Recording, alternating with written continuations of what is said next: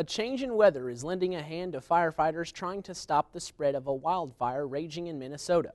The fire has grown more than 100,000 acres and sent smoke all the way to the Canadian border. Greg Black reports. The prediction for something like this happening was so low. It's the biggest fire Minnesota has seen in decades. Cooler temperatures and calmer winds slowed it down Wednesday, but not enough to keep it from turning even more Minnesota wilderness into ash. I think people will be afraid that the beauty of the area is not going to be there without the trees. Lightning sparked the fire last month. If it's started by nature, the idea is nature can let it run. Fire grew nearly tenfold on Tuesday. Now firefighters are putting their energy into battling it from the air and setting up fire lines to prevent it from spreading even more. When it interfaces with infrastructure, potentially threatening homes, that's where we really have to step in and try and turn things around. Firefighters say the reprieve from the weather may only be temporary. Warmer and drier conditions are expected over the weekend. I'm Greg Black reporting. The smoke from the fire had blanketed cities hundreds of miles away, including Chicago and even central Indiana. About 36 homes near the fire have been evacuated. Rick Perry and other Republicans say they have new proof that voters are turning against President Obama and his party. At issue, GOP victories in special congressional elections in New York and Nevada. It is a sign of what's to come in the 2012 election. Kate Baldwin takes a look. Members are here. A congressional seat long held by Democrats, including Anthony Weiner, Chuck Schumer, and Geraldine Ferraro, you'd think would be solid blue. Not anymore. Mr. President, we are on the wrong track. Republican Bob Turner, winning a big upset in New York's 9th district, has national Republicans jumping on the victory, and another Republican win, Mark Amodei, in Nevada's 2nd congressional district, declaring it a message to President Obama. This is a referendum on the Obama administration, their foreign policy toward Israel, their spending policy, their economic policy, and the fact that there's no jobs. Democrats admit it was a tough loss, but just as quickly are trying to tamp down predictions of political fallout. I think that the statement made yesterday in New York was, look, we've got to get this solved.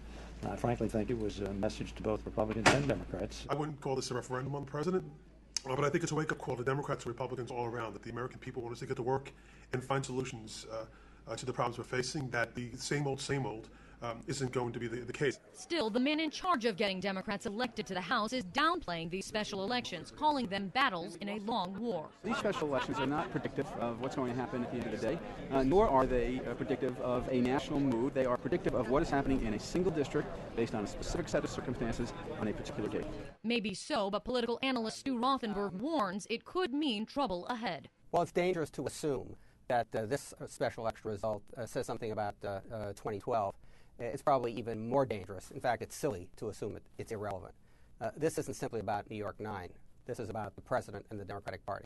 Interestingly, we're told a focus of the House Democrats' closed-door meeting was the special election losses. Though outside the meeting, and despite the embarrassing defeat, the chair of the House Democrats' campaign arm is sticking by his previous statements, saying he is still hopeful Democrats can take back the House in 2012.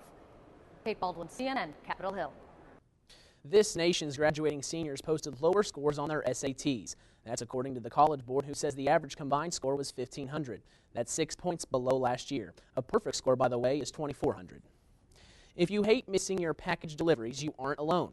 UPS is trying something new to save you a headache and the company some cash. The My Choice membership program starts October 3rd. Basic membership will be free and customers will be given a 4-hour window on their delivery date. They'll also have the option to authorize delivery if the package needs a signature or reroute it for a fee. Paid premium customers could get a short delivery window. The goal is to increase the number of successful first attempt deliveries. Services like UPS and FedEx have to spend more when they return multiple times to an address. Verizon is launching its first prepaid unlimited phone plan today with voice calls, text messaging, and web access. It'll run you $50 a month. Prepaid plans are nothing new, but previous plans offered services only a la carte. Metro PCS offers unlimited prepaid plans that start at $40 a month. And Sprint also offers prepaid plans through Virgin Mobile and Boost. Verizon is hoping to capture some of those customers with its new plan. A Real Housewife star is reported kidnapped, and Charlie Sheen says he's changed. Michelle Wright has all your entertainment news in today's Hollywood Minute. There was some real-life drama Wednesday surrounding one of the Real Housewives of D.C.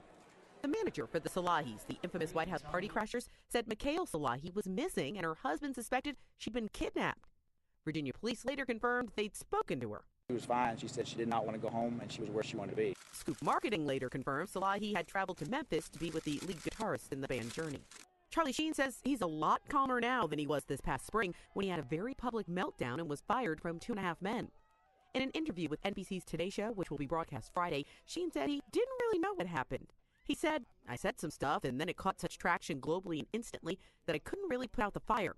I had to keep fueling it." If Michael Jackson had been found guilty of child molestation in his 2005 trial, his brother Jermaine says he had a plan to smuggle him out of the country. The new details came out in a new book. Jermaine writes that he would have chartered a plane to the Middle East. Jackson was eventually acquitted and apparently never knew about his brother's Plan B. For Hollywood Minute, I'm Michelle Wright. Well, what a change in the temperature today. We had plenty of sunshine, but definitely a bit cooler. Danny Taborn joins us now to let us know if fall is already here. Danny? Well, it looks like we are getting a good taste of fall weather this week, Mitch, but look for temps to settle back into the 70s before the end of the week. I'll have the details when we come back.